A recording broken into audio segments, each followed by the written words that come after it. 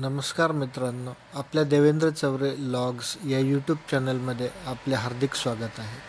आपण आज जोधपूर राजस्थान येथील प्रेक्षणीय स्थळांना भेट देण्यासाठी इंडिगो एअरलाइन्सच्या विमानाने मुंबई येथील छत्रपती शिवाजी महाराज टर्मिनस येथून निघालेलो आहोत. तर चला तर मग निघूया जोधपूर राजस्थान येथील प्रेक्षणीय स्थळे पाहण्यासाठी.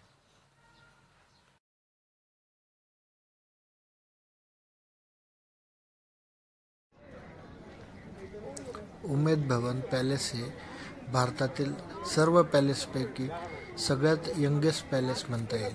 सदर पॅलेस हे प्राचीन व आधुनिक आर्किटेक्टच्या संगमाचे उत्तम उदाहरण आहे.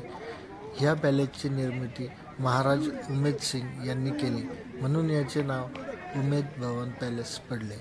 1929 मध्ये येथे मोठा दुष्काळ पडल्यामुळे महाराज उमेद सिंग यांनी येथील लोकांना रोजगार मिळावा या हेतूने या पॅलेसच्या उभारणीला सुरुवात केली. 15 वर्षात काम पूर्ण होऊन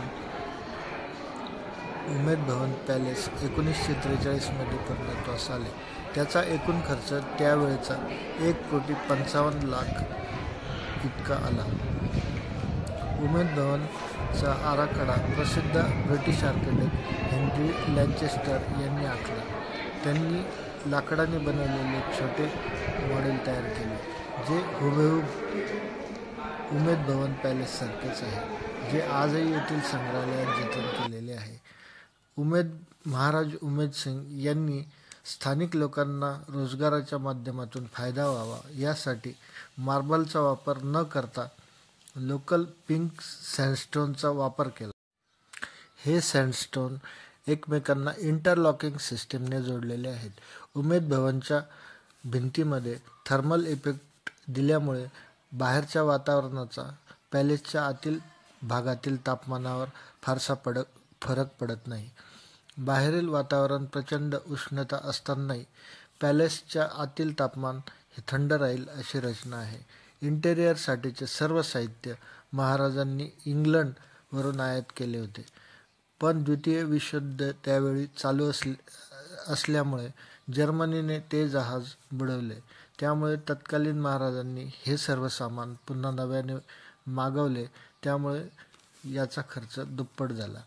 1947 साली भारत स्वतंत्र झाल्यानंतर जोधपूर हे संस्थान भारतात विलीन करण्याचा निर्णय घेण्यात आला. दुसरे प्रेक्षणीय स्थळ आहे जसवंत थाडा.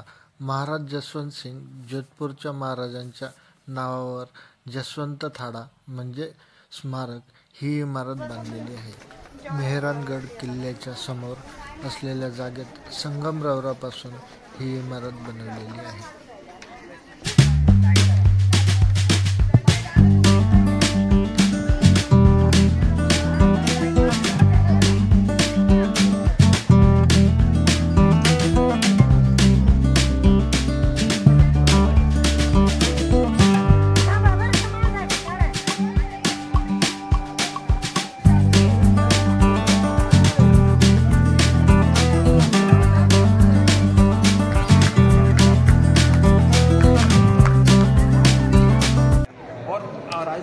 जोधपूरमधील शेवटचे प्रेक्षणीय स्थळ आहे मेहरानगड.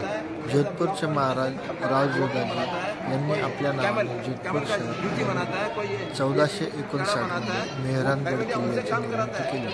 त्यानंतर पुढील इतर राज्यांनी आपापल्या सोयीनुसार या किल्ल्याचा विस्तार केला. मेहरानगड किल्ल्याचा राजा मानसिंग यांनी हजारो तंत्रमंत्र योग या विषयांवरील हस्तलिखित ग्रंथांचे संकलन केले. ते आजही मेहरानगड किल्ल्याच्या ग्रंथालयात जतन केलेले आहेत. जगभरातून योग, आयुर्वेद, प्राणायाम, ज्योतिष, तंत्रमंत्र या विषयांवरील अभ्यासक शोध करण्यासाठी या ग्रंथालयात येत असतात. महाराणी राजकुमारी यांच्या कक्षातून त्या काळी नवीन राजाच्या राज्याभिषेकाचा समारोह ह्या बघत असत. महाराणी राजकुमारी यांच्या संरक्षणासाठी तृतीयपंथी व्यक्ती ह्याच असत. त्यांना नाजर असे म्हटले जात असे. समोरच्या कक्षात महाराज, राजकुमार इत्यादी राहत असत. जोधपूरचे महाराज अभय सिंग यांनी शीश महल बनवला. त्याचे नक्षीकाम अत्यंत सुबक आहे. ह्यात एक मेणबत्ती लावली तरी हजारो प्रतिमा हजारो आरशांमध्ये दिसत असतात. तसेच सोन्याचे सुबक नक्षीकाम असलेला एक महाल पण आता जो बघताय तो महाल एकाच कारागिराने सलग 10 वर्ष कोणतीही विश्रांती न घेता अविरत काम करून एकाच कारागिराने बनवले.